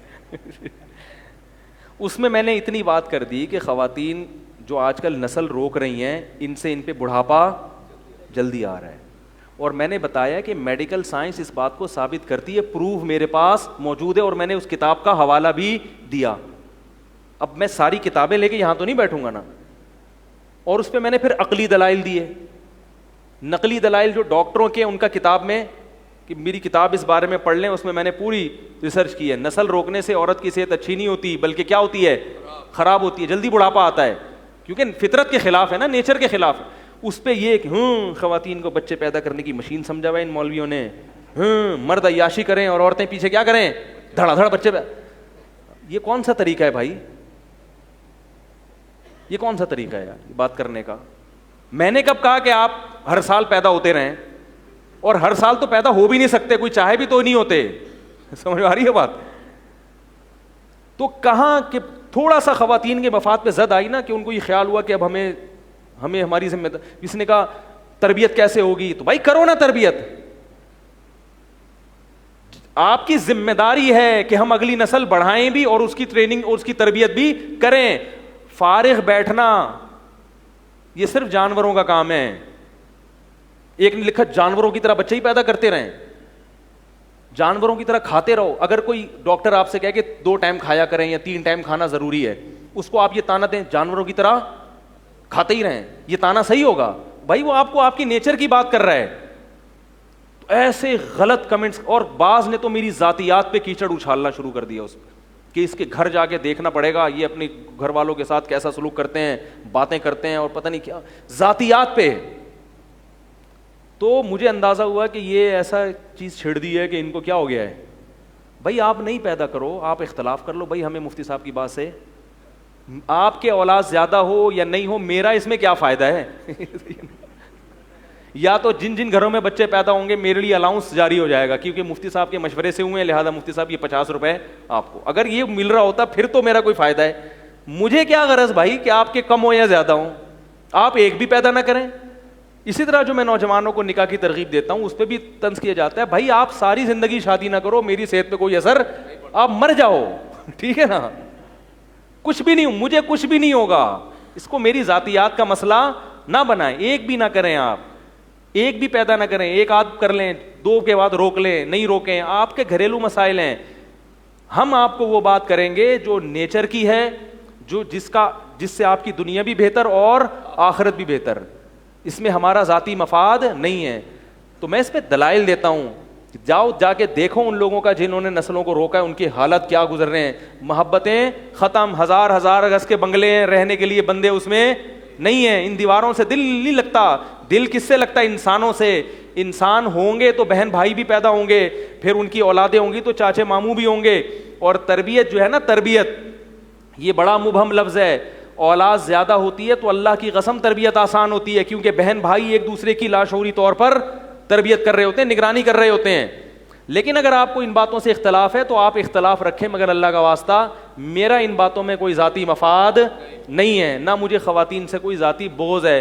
میں جو 4 شادیوں کی بات بھی کرتا ہوں, اللہ کی قسم لا الہ الا اللہ خواتین کے مفاد میں کرتا ہوں, کہ ہر عورت کو اچھا شوہر بولو بھائی نصیب ہو جائے. ان باتیں کرنے سے نہ میری شادیوں پہ کوئی فرق پڑتا ہے, کیونکہ میں نے کر لی ہیں, ٹھیک ہے نا. یا تو میں کمارا ہوتا نا اور میں آپ کو ترغیب دے رہا ہوتا, ترغیب آپ کو دے رہا ہوتا اور لائن اپنے لیے بنا رہا ہوتا. اس میں یہ شبہ ہو سکتا تھا بھائی اصل میں ہمیں ترغیب دے رہا ہے, لیکن اس کا مقصد کیا ہے, تاکہ اس کے لیے رشتے ملیں. تو میری 3 ہو گئی ہیں الحمدللہ, سب کو پتہ ہی ہے. اور اگر میں 4 شادیوں کے خلاف, اور چوتھی کے بھی رشتے بہت ہیں الحمدللہ, میں خود ہی نہیں کر رہا, اور عین ممکن ہے کر بھی لوں. کچھ یہ تو میرا ذاتی معاملہ ہے, میں کروں نہیں کروں. عمران خان نے جمائمہ کو طلاق دی نہیں دی, اس کا ذاتی معاملہ ہے نا, میں کروں نہیں کروں, لیکن میرے 4 شادیوں کے بیان سے نہ ملڑی رشتوں میں کمی ہوگی, نہ ملڑی رشتے بڑھ جائیں گے, ٹھیک ہے نا. تو جب میری ذات کو نہ کوئی اس سے فائدہ ہے نہ کوئی اس سے نقصان ہے آپ کی شادیوں سے, تو مجھے کیا ضرورت ہے میں اس ٹاپک کو لے کے چھیڑ رہا ہوں. اللہ کے بندو, دیکھو رسول اللہ صلی اللہ علیہ وسلم نے جب بت پرستی کے خلاف جہاد شروع کیا, لوگوں کو بتایا, تو وہ الٹے الٹے تانے دیتے تھے. تو قرآن نے کہا کہ اے نبی آپ ان سے کہو انما اعیذکم بواحدہ, کہ اے نبی ان سے کہو کہ میں تمہیں ایک بات کہتا ہوں, ان تقوموا للہ مثنی و فرادا, انفرادی بھی غور کرو اور 2 آدمی مل کے بھی غور کرو. ما بصاحبکم من جنہ, کہ محمد صلی اللہ علیہ وسلم کو کہیں جنون تو نہیں ہے بھائی, کیونکہ نہ ان کا کوئی ذاتی فائدہ ہے بت پرستی کے خلاف بولنے میں, بلکہ مخالفت ہی بڑھ رہی ہے, ٹھیک ہے نا, کوئی ذاتی فائدہ نہیں ہے. پوری قوم ایک طرف, مقابلے میں لالچ بے انتہا دی جا رہی ہے کہ آپ اپنی دعوت چھوڑ دیں, تو نبی کو پیشکش کی گئی عرب کی سب سے حسین عورت سے آپ کی شادی کرائیں گے, جتنا پیسہ چاہیے وہ پیسہ دینے کے لیے تیار ہیں. میں نے جو 2-3 شادیاں کی ہیں نا, میں جانتا ہوں کس کرب و اذیت اور عذاب سے میں گزرا ہوں. یہ قربانی دے کے کیے ہیں, یہ لڈو کھانے کے لیے نہیں ہوئی ہیں. جو قربانی میں نے دی ہے وہ آپ کو میں اگر بتا دوں تو آپ بولو مجھ سے پاگل ہو آپ, لیکن یہ اپنی ذاتی باتیں ہوتی ہیں جو آدمی ہر ایک کے ساتھ شیئر نہیں کرتا. یہ اچھا خاصا لوہے کے چنے چبائے ہیں اس کام کے لیے میں نے, یہ نظریاتی سوچ ہے میری. تو نبی کو کیا اللہ نے فرمایا کہ ان کو جا کے کہیے کہ میں تمہیں ایک نصیحت کرتا ہوں, اکیلے اور کبھی 2 آدمی مل کے آپس میں بیٹھ کے غور کرو کہ کیا محمد صلی اللہ علیہ وسلم کو جنون تو نہیں ہے. تو تمہارا ضمیر خود کہے گا نہیں بھائی بڑے ذہین ہیں, ٹھیک ٹھاک ہیں, کیونکہ کوئی مفاد بھی نہیں ہے اور کوئی, تو اس کا مطلب یہ ہے کہ یقیناً یہ جو بات کر رہے ہیں اس میں کوئی نہ کوئی دم, بولو بھائی, ہے. یہ جو بت پرستی کے خلاف بول رہے ہیں, تو یاد رکھو میں جو مردوں کو کہتا ہوں وہ اللہ کا قسم مردوں کو عیاشی دینے کے لیے نہیں. بہت ساری بیوہ طلاق یافتہ عورتیں پڑی ہوئی ہیں معاشرے میں, رول رہی ہیں, خودکشیاں کر رہی ہیں.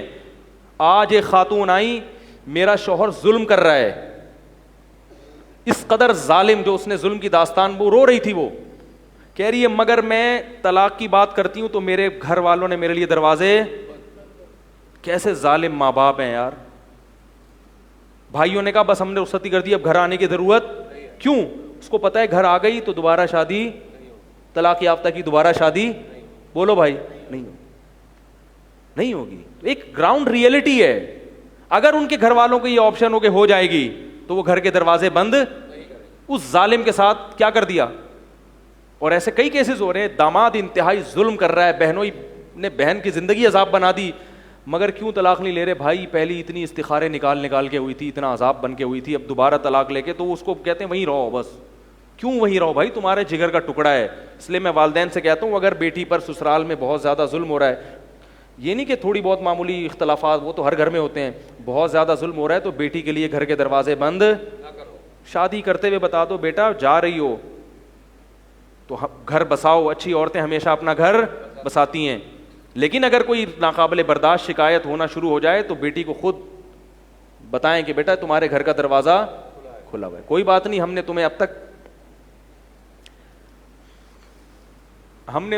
تک کھلایا اور پلایا اور اس کا کوئی معاوضہ ہم نے تم سے, بولو بھائی, نہیں مانگا, تو موت تک انشاءاللہ ہم تمہیں کیا کریں گے, کھلائیں گے. کیونکہ بھائی اور باپ ان میں اگر غیرت ہو تو وہ عورت کو بوجھ, بولو بھائی.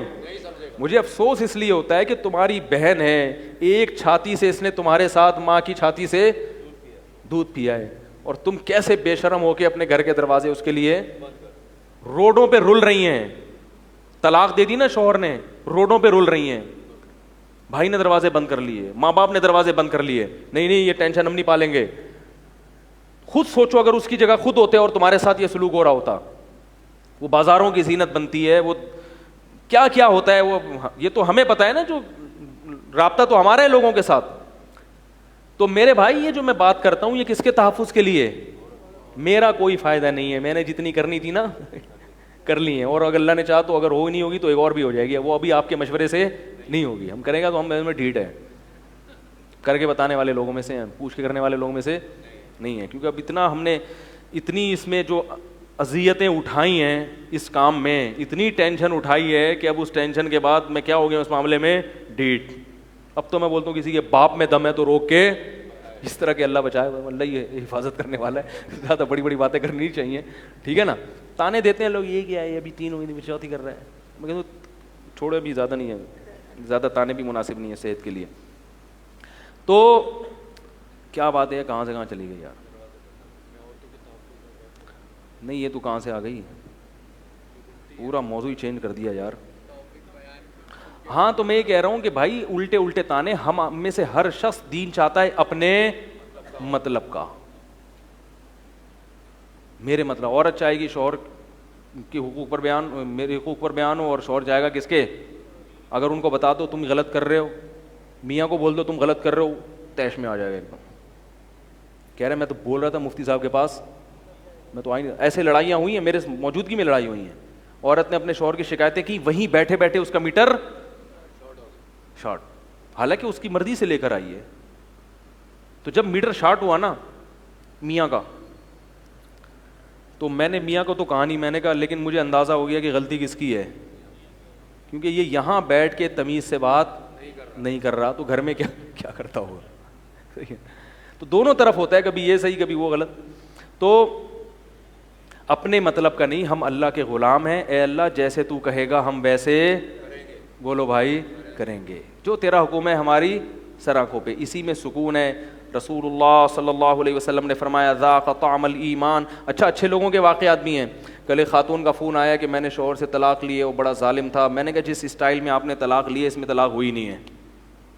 آپ نے عدالت سے لی, اور عدالت میں جو کیس آپ نے دائر کیا اس پہ طلاق کا بنتا نہیں ہے کیس.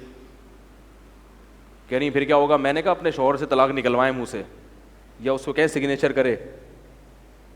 تو وہ حالانکہ بڑی ایجوکیٹڈ خاتون تھیں, بہت پڑھی لکھی, کیونکہ پڑھی لکھی کا مطلب اس لیے کہ آج کل جو پڑھی لکھی زیادہ ہوتی ہیں دیندار ہوں تو پھر تو ٹھیک ہے, لبرل ہوں تو پھر ان کو سمجھانا. تو انہوں نے کہا پھر میں نے کہا آپ کے پاس کوئی حل نہیں ہے سوائے اس کے کہ آپ اپنے شوہر سے طلاق, کیونکہ آپ کا کیس اتنا مضبوط نہیں ہے کہ جس میں عدالت کو طلاق کا اختیار دے دیا جائے, اتنا انہوں نے مانا. انہوں نے کہا میں اس کی کوشش کروں گی. اچھا ہوا, بلکہ انہوں نے شکریہ ادا, اچھا ہوا میں نے کسی مفتی سے پوچھ لیا, ورنہ میں تو کہیں اور نکاح کرنے والی تھی. تو اچھے بھی ہیں الحمدللہ, شارٹ ہیں, ٹھیک ہے, کیا ہیں, شارٹ ہیں, لیکن ہیں. جب سارے اچھے ختم ہو جائیں گے تو پھر اللہ دنیا کو باقی نہیں رکھے گا. تو یہ تھوڑے سے اچھے لوگ ہیں جن کی وجہ سے اس دنیا کا نظام چل رہا ہے. تو بھائی اللہ کا ہر حکم سر آنکھوں پر, چاہے ہمیں اچھا لگے چاہے نہ لگے. یہاں تک سمجھ میں آ گئی. اگلا بیان انشاءاللہ. یہ سوالات کی پرچیاں بہت اکٹھی ہو گئی ہیں. ابے بھائی یہ کیا یار, منگنی میں باتیں کرتے ہیں منگیتر سے, غلط ہے یار. پہلے ہی پھڈے ہو جاتے ہیں, منگنیاں ٹوٹ جاتی ہیں. کچھ لوگ کہتے ہیں جہیز لینا لعنت نہیں ہے, اور آپ صلی اللہ علیہ وسلم نے اپنی بیٹی کو جہیز دیا تھا. آپ صلی اللہ علیہ وسلم نے اپنی بیٹی کو جہیز نہیں دیا تھا, حضرت علی سے نے پیسے دیے تھے. 2 روایتیں, ایک تو ایک حضرت علی سے مہر لے کے اس میں سے کچھ چیزیں بنائی تھیں, اور ایک روایت یہ کہ حضرت علی خود نبی کی کفالت میں تھے, مسکین تھے, غریب تھے, کچھ بھی نہیں تھا, تو بیٹی دے دی, تو کچھ بھی نہیں ہے ان کے پاس, تو تھوڑا سا تعاون کر دیا. تو آپ کا داماد اگر اتنا غریب ہے, کم بخت ڈبل بیڈ بھی نہیں خرید سکتا, منوس معذرت کے ساتھ, اور ڈنر سیٹ بھی نہیں خرید سکتا, واشنگ مشین بھی نہیں خرید سکتا, تو ایسے منوس کو بیٹی نہ دو پہلے تو. بولے اب تیرے پاس دھیلا نہیں ہے تو پھر تو غریب لڑکی سے کر جس کے پاس یہ بھی نہ ہو. کیونکہ میں اس کو منوس اس لیے کہہ رہا ہوں, کم بخت ہے کچھ بھی نہیں, مگر ہاتھ کہاں مارے گا. کیونکہ میرے پاس لڑکے آتے ہیں نا, کہہ رہے ہیں حضرت کوئی ڈیفینس کا کوئی رشتہ ہو تو بتا دیں, تمہاری ارننگ کیا ہے. وہ حضرت میں وہاں پکوڑوں کا تھوڑا سا بزنس ہے. تو بھائی اپنی پکوڑے کا کاروبار کوئی غلط نہیں ہے, پکوڑے والے بھی جنت میں جائیں گے, ٹماٹر والے بھی جنت میں جائیں گے, لیکن دنیا میں اپنا حساب دیکھ کے کیا کرنا چاہیے, چادر اپنا پاؤں دیکھ کے, اپنی چادر دیکھ کے پاؤں پھیلانا چاہیے. تو جو ہے نا کیا نام ہے, اس میں تھوڑا سا احتیاط کرنی چاہیے ان چیزوں میں. کیا کہہ رہا تھا میں یار, تمہیں بٹھایا ہوا کس لیے یہاں پہ میں نے, میرا دماغ 20 طرف چل رہا ہوتا نہیں کی ٹائم پہ. بات کیا چلی تھی میں نے جواب کیا.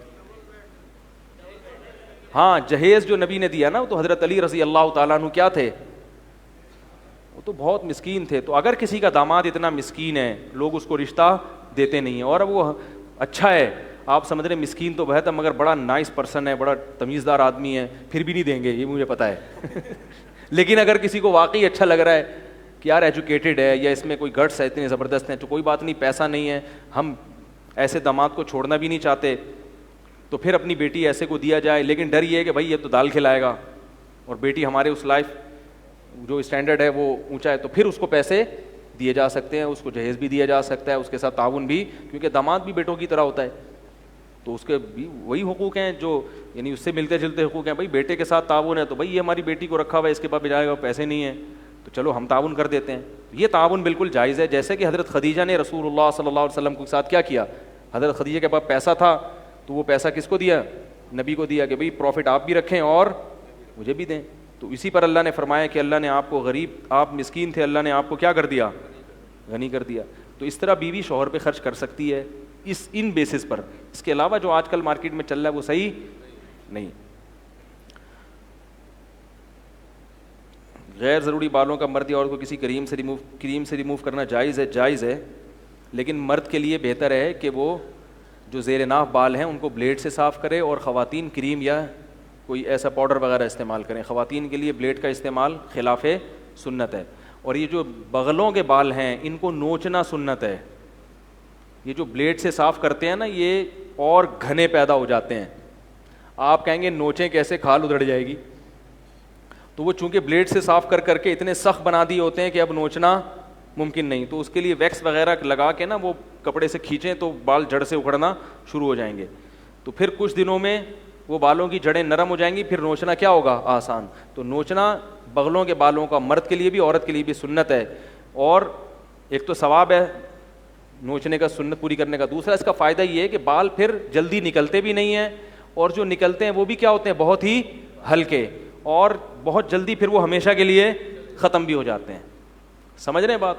جبکہ بلیڈ سے اگر بغلوں کے بال صاف کریں گے تو وہ اور زیادہ بڑھتے چلے جائیں گے، پورا تھائی لینڈ کا جنگل بن جاتا ہے. ہمارے فرماتے ہیں ایک مزدور، بہت سے لوگ تو صاف کرتے ہی نہیں نہ بلیڈ سے نہ، تو فرماتے ہیں ہمارے حضرت کے ایک ہمارے گاؤں کا ٹریکٹر ملازم تھا، وہ جو ہے نا وہ لیٹا ٹریکٹر صحیح کرنے کے لیے. تو حضرت تو بہت ہی نفیس تھے نا صفائی میں، میں نے صفائی کی ان کی قصہ، ان کی حضرت کی نظر پڑ گئی اس کی بغلوں پہ، بہت پریشان. فرمایا ایسا لگ رہا تھا کہ جوئیں اور کھٹمل کبڈی کھیل رہے ہیں. ٹھیک ہے، تو پورے تھائی لینڈ کے جنگل بن جاتے ہیں. تو صفائی کیا کرو اللہ کے بندو، بہت ضروری ہے یہ.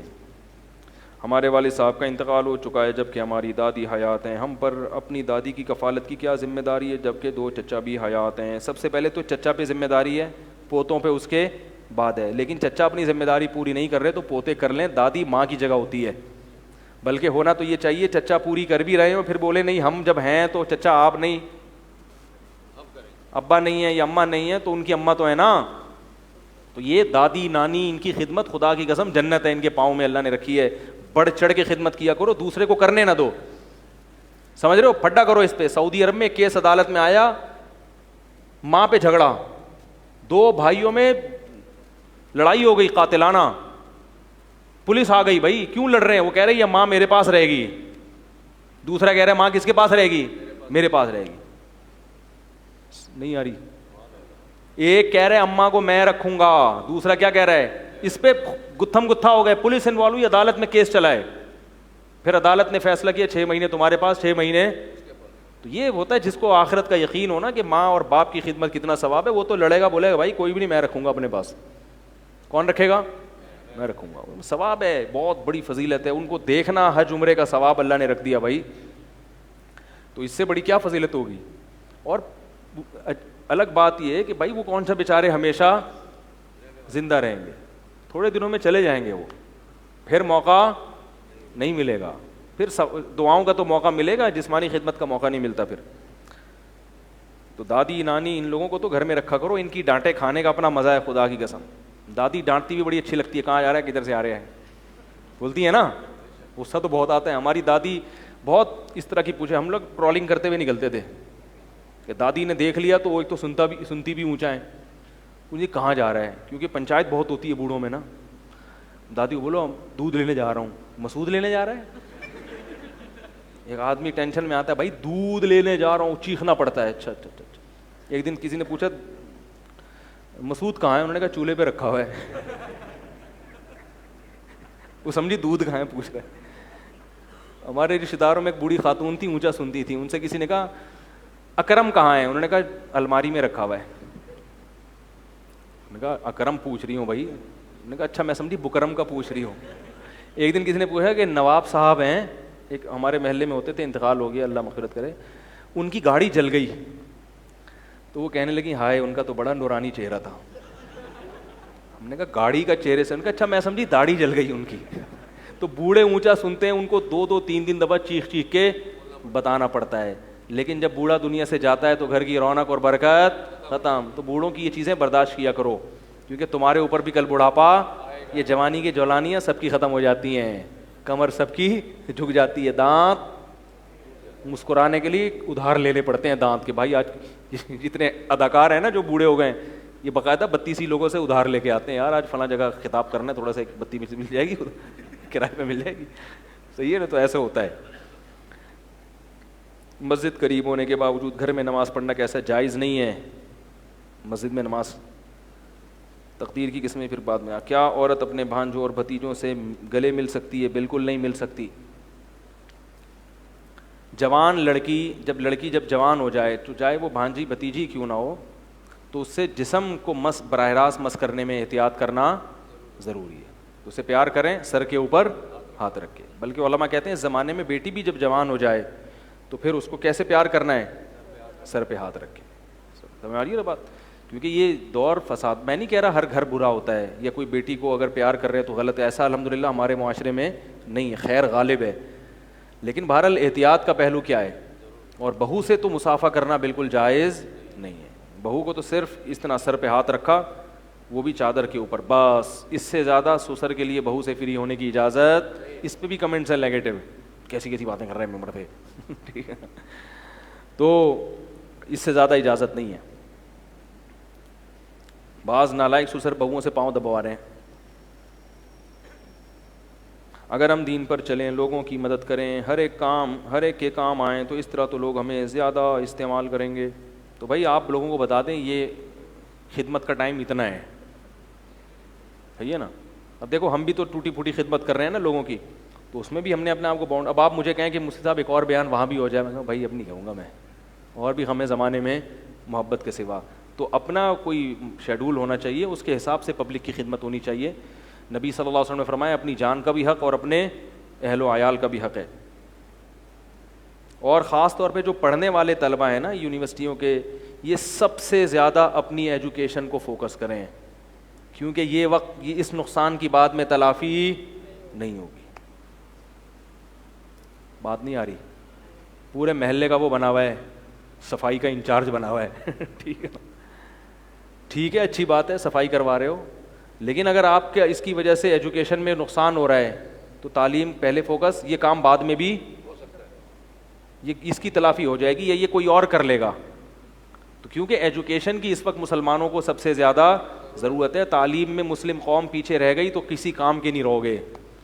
سمجھ میں آ رہی ہے بات؟ کیونکہ دنیا کی باغ ڈور سنبھالنے کے لیے دین کے ساتھ ایجوکیشن بھی ضروری ہے. حضرت یوسف علیہ السلام کو جو حکومت ملی وہ کیوں؟ اکاؤنٹنگ کا علم جانتے تھے, وہ اللہ نے معجزاتی طور پر دے دیا, تبھی انہوں نے کہا انی حفیظ علیم.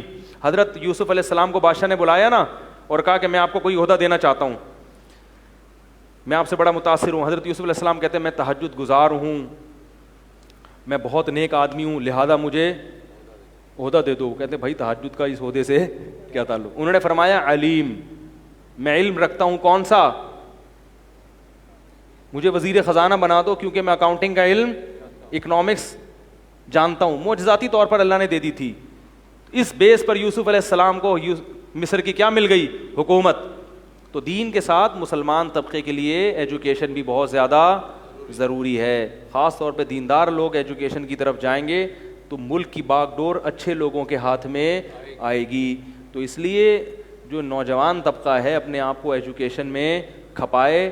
باقی خدمتیں یہ جو باپ دادا امی نانی یہ تو فرض ہے نا, ان کی تو کرنی پڑے گی نا. دادی کو نا گھر سے نکال دیں گے, میں پہلے ایم اے کر لوں, دادی پھر آپ کو بلا لوں گا میں, ٹھیک ہے نا.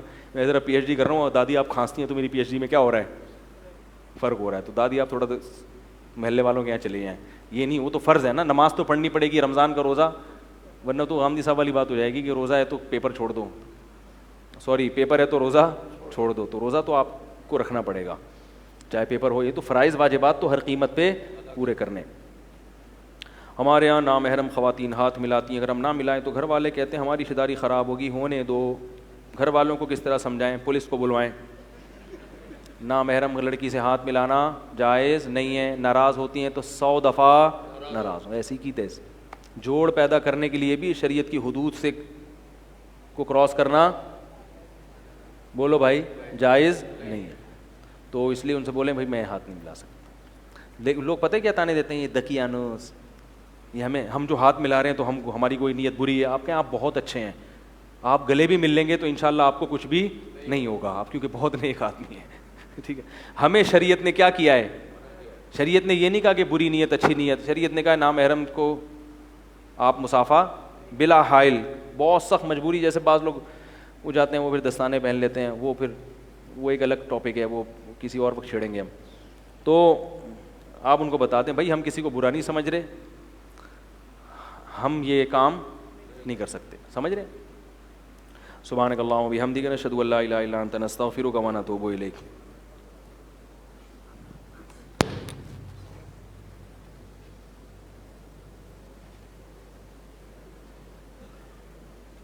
سبسکرائب کرنے کے بعد بیل آئیکن پہ کلک کرنا مت بھولیں. جزاک اللہ.